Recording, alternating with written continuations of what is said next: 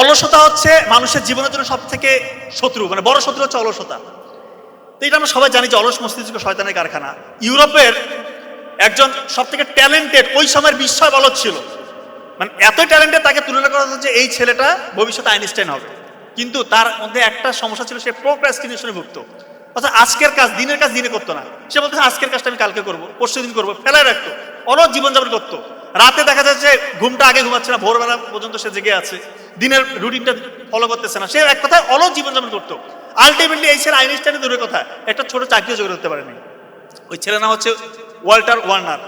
ইউরোপে এখনো ওই ছেলেটাকে স্মরণ করে, কিন্তু খারাপভাবে স্মরণ করে, ভিলেন আকারে। এত মেধা থাকা সত্ত্বেও সে একটা চাকরি জোগাড় করতে পারেনি। কারণ কি? সে পরিশ্রমী ছিল না, সে অলস জীবনযাপন করছে। আমাদের বেশিরভাগ ছেলেমেয়েরা সময়ের গুরুত্ব দেয় না। ভাই, পৃথিবীতে এমন কেউ নাই যে সফল হয়েছে দুনিয়াতে। দুনিয়াতে আপনারা যাদের নাম উচ্চারণ করেন, যাদেরকে স্মরণ করেন, এমন কেউ নাই যে সময়ের মূল্য দেয় না। অযথা সময় নষ্ট করবেন না। আনইউজুয়াল ফ্রেন্ডদের সাথে মিশবেন না। আপনি 5 জনের সাথে মিশতেছেন, ওই 5 জনের গড়পড়তা হচ্ছে আপনি। আপনি যাদের সাথে মিশেন তাদের গড়পড়তা হচ্ছে আপনি। আপনি হয়তো খুব হাই অ্যাম্বিশন রাখেন যে আমি বিশেষ ক্যাডার হবো বা উদ্ভাবক হবো, কিন্তু আপনি যার সাথে ঘুরতেছেন ওর কোনো মানে দেখা যায় যে কোনো ভীষণই নাই। সে সারাদিন জুয়া খেলতেছে মোবাইলের মধ্যে, বা মানে আনইউজুয়াল অ্যাক্টিভিটিস করতেছে। তার মধ্যে দেখবে যে সে সবসময় শুধু নেগেটিভ কথা বলে, হ্যাঁ আমাদের দ্বারা কি চাকরি হয় নাকি, মানে নেগেটিভ কথা বলে, নেগেটিভ চিন্তা করে, আনইউজুয়াল অ্যাক্টিভিটিসের মধ্যে জড়িয়ে আছে। এরকম ফ্রেন্ড সার্কেলকে ডিলিট করেন নিজের ভালোর জন্য। সত্যিকার অর্থে ভালো ভালো বন্ধুদের সাথে মিশেন, আপনার জীবন বদলে যাবে। এরপরে যে উপদেশটা উনি দিয়েছেন, যে কেএফসির যে প্রতিষ্ঠাতা কর্নেল স্যান্ডার্স, 65 বছর বয়স, 65 বছর বয়সে গিয়ে উনি বলতেছে আমি জীবনে কিছুই করি নাই, এখন কিছু করতে হবে। জীবনে কিছুই করি না, এখন করতে হবে। কি করতে হবে? আমি কোনটা পারি? বলতেছে আমি খুব ভালো চিকেন ফ্রাই করতে পারি। কিন্তু দাঁড়ে দাঁড়ে যাচ্ছে, সকল রেস্টুরেন্টের কাছে যাচ্ছে, সবাই রিজেক্ট করে দিচ্ছে, বলতেছে না তোমার এই কেএফসি মানে এই হচ্ছে চিকেন খাওয়ার মতো না, অযোগ্য। 1001 জায়গায় গেছে, সবাই রিজেক্ট করে দিচ্ছে। অনেকে বলতেছে যে আপনার এই সময় নাতিপুতির সাথে সময় কাটাবেন, বাসায় একটু খেলাধুলা করবেন তাদের সাথে, এগুলো কি শুরু করছেন? কিন্তু উনি হাল ছাড়ে নাই। আলটিমেটলি কেএফসি প্রতিষ্ঠা করে দেখা দিচ্ছে, 65 বছর বয়স। তার মানে হাল ছাড়া যাবে না, হাল ছাড়া যাবে না। আরেকটা বিষয় হচ্ছে জ্ঞান অর্জন করতে বলেছেন। আলী রাদিয়াল্লাহু বলছে জ্ঞান অর্জন করো, জ্ঞান অর্জন করে তুমি অনেক উঁচু হবা। তো জ্ঞান অর্জন করলে যে আসলে উঁচু হয় এরকম উদাহরণ অসংখ্য আছে।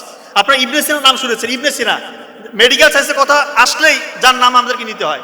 উনি কিন্তু খুব গরিব ঘরে জন্মগ্রহণ করেছিলেন, খুব গরিব ঘরে। ছোটবেলা থেকেই খুব পড়ার প্রতি নেশা, কিন্তু বাবাকে বলতো বাবা বই এনে দাও, বাবার ওই ক্ষমতা নাই, বই যে এনে দিবে ওই ক্ষমতা নাই। উনি পরে পাশে যে মসজিদের লাইব্রেরি আছে ওইখানে মোমবাতির আলোতে পড়তেন, দিনরাত পড়তেন। এত স্টাডির প্রতি তার আগ্রহ, এত পড়ালেখা করতেন। এবং ওনার যে বই, লেখা বই ক্যানন অফ মেডিসিন, 600 বছর ইউরোপের মেডিকেল স্টুডেন্টদেরকে পড়ানো হইতো। এবং এখনো আপনারা জানেন ইবনে সিনার নাম আমি তো বারবার বলছি, মেডিকেল সায়েন্সের নাম আসলেই ওনার নাম অতপ্রতভাবে জড়িত। তার মানে কেউ যদি জ্ঞান অর্জন করে সত্যিকার অর্থে আল্লাহ তাআলা তার সম্মান বাড়িয়ে দেয়।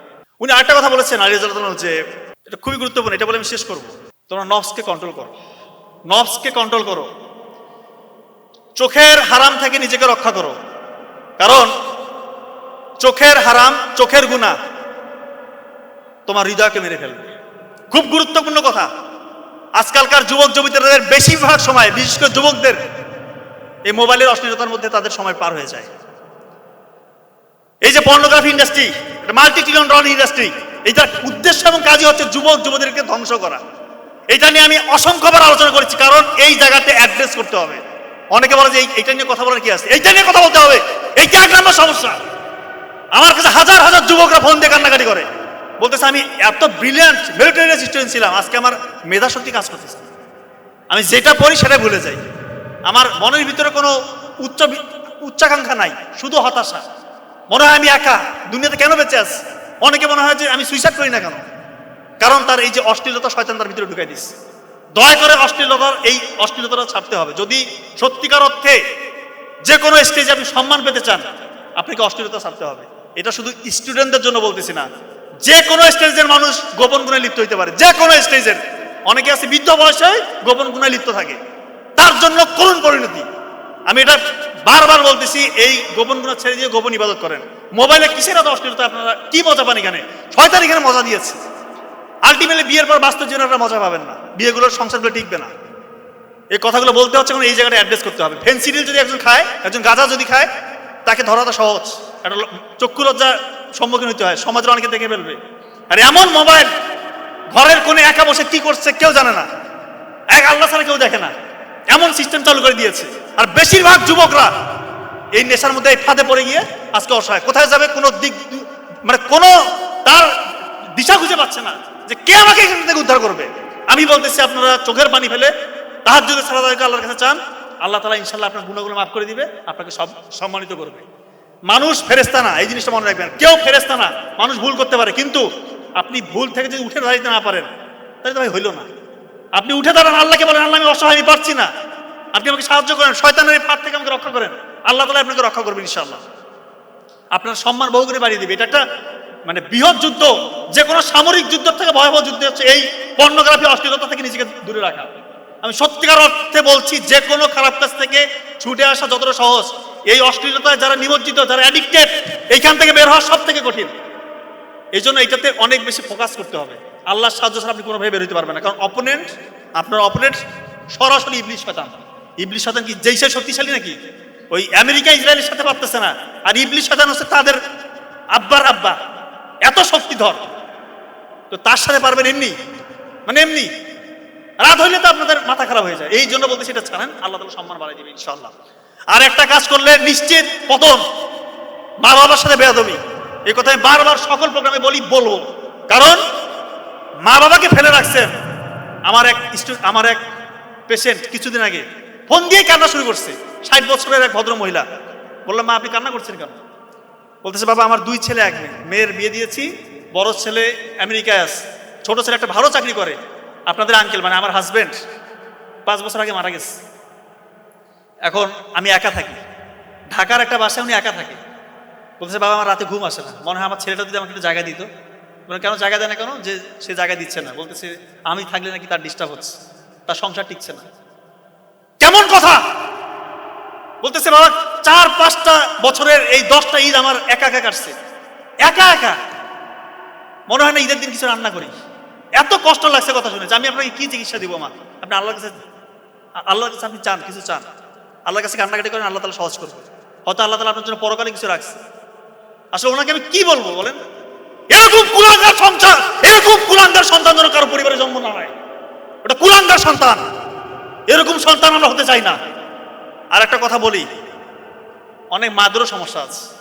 মারা যখন শাশুড়ি হয়ে যায়, তার বৌমাকে মনে করে সে মনে হয় অপোনেন্ট, শত্রু। এইটা করা যাবে না। এই যে মিডিয়া প্রচার হবে, আমি বলতেছি মায়েরা আপনারা দয়া করে যখন আপনার ছেলের বিয়ে দিবেন, আপনার ছেলের বউকে নিজের মেয়ে মনে করেন, তাকে আঁকলে ধরেন, সে আপনাকে অবশ্যই ভালোবাসবে। আপনার ছেলেকে বলেন বাবা তুমি তো তোমার বউকে নিয়ে মাঝে মাঝে ঘুরতে যাও, আপনি তাকে বলে দিবেন। আপনার ছেলে অথবা আপনার বৌমার জন্য একটা শাড়ি নিয়ে আসতে বলো বাবা আরো 2টা শাড়ি নিয়ে আস। আপনার অ্যাক্টিভিটিস দেখে যেন উনি মনে করে যেন আসলে তো আমার শাশুড়ি আমাকে নিজের মেয়ের মতো ভালোবাসতেছে, তখন দেখবেন আপনার প্রতি সে ভালোবাসবে। আর আপনি আসার সাথেই শুরু করে দিলেন যে আমার ছেলে কোথায় নিয়ে গেল, ভাগে গেল, শেষ হয়ে গেলাম, তাহলে তো ভাই হবে না। মেয়েদেরও কিছু সমস্যা থাকে, তারাও এসে মনে করে যে শাশুড়ি মানে শত্রু, শাশুড়িদের মধ্যে অনেকেরই সমস্যাটা আছে। তো এইটা করবেন না। মেয়েদেরকে বলবো আপনার বিয়ের পরে প্রথমে আপনারা অবশ্যই শাশুড়িকে নিজের মায়ের মতো মনে করবেন। যদিও এটা মনে করা খুবই ডিফিকাল্ট, বাট চেষ্টা করেন। আপনার স্বামীকে খুশি করার জন্য এটা চেষ্টা করেন, আপনার শাশুড়ির খেদমত করেন, চেষ্টা করেন এটাকে আল্লাহ তাআলাকে খুশির জন্য, যেটা এটা আপনাদের দায়িত্ব না, বাট আপনার স্বামীকে খুশির জন্য এটা করেন, সম্পর্কটা ইজি হয়ে যাবে। আর মাদের উদ্দেশ্য বলতেছে আপনারাও আপনাদের বৌমাকে একটু নিজের মেয়ের মতো মনে করবেন। এই জন্য বারবার বলি বাবা মার খেদমত করেন, আল্লাহ তাআলা দেখবেন আকাশচুম্বী সাফল্য দেখাবে ইনশাআল্লাহ। আমি কথা আর বেশি দেরি করবো না। 3টা জিনিস জীবন থেকে মুছে ফেলেন। 3টা জিনিস, রাত জাগা, আপনি সফল হবেন। রাত জাগবেন না দয়া করে, আমার কথাটা আপনি হারে হারে টের পাবেন। রাত 10টার মধ্যে ঘুমিয়ে যাওয়ার চেষ্টা করেন, রাত জাগবেন না। এবং আনইউজুয়াল, অযাচিত, মানহীন স্ক্রল করবেন না, মানহীন স্ক্রল করবেন না। কি দেখতেছেন, কি জন্য দেখতেছেন, মানে কোনো উদ্দেশ্য আছে, কি শিখতেছেন, এটা করবেন না। জীবন বদলে যাবে, বিশ্বাস করেন জীবন বদলে যাবে। আর হচ্ছে খারাপ সঙ্গ, ব্যাড সার্কেল, টক্সিক সার্কেল থেকে বের হয়ে আসেন। যার সাথে ঘুরতেছেন আগে দেখেন ও কি আসলে হাই অ্যাম্বিশন নাকি সে কি ধার্মিক।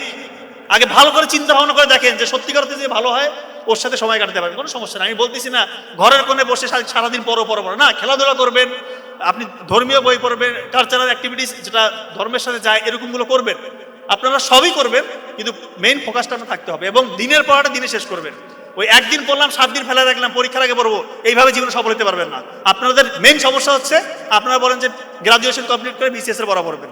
বিসিএস বলে না, যেটাই হতে চান এখন থেকে আপনার স্কিল ডেভেলপ করেন। স্কিল ডেভেলপ করতে হবে এখন থেকে, না হলে ওই সময় যে পারবেন না।